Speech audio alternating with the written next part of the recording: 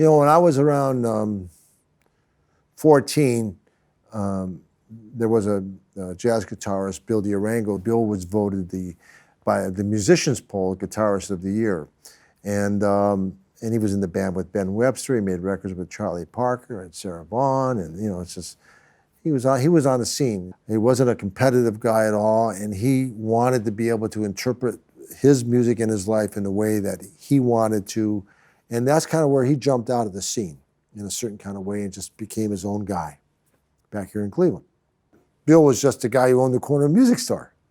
And it was DeArango's music, and everybody hung out there. People hung out with Bill because nobody played guitar like Bill, and nobody was so accepting like Bill.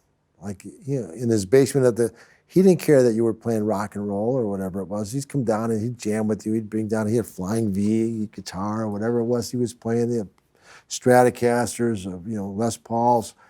And he just gave you permission to kind of do whatever you wanted to do, whether it was free. He just didn't judge anybody. As a mentoring guy when you were a kid, it's like, it just kind of gave you permission to explore stuff.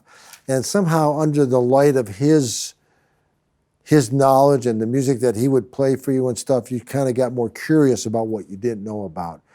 Kept developing with all of us. So we used to play at this club called the Smiling Dog, and Ernie Krivda and Skip Head and Bill DeArango had a trio who played opposite everybody, more or less, who came in.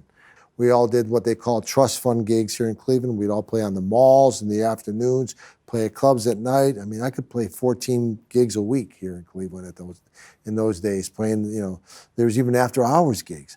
So we were playing all the time, and Bill DeArango was really part of that scene with us.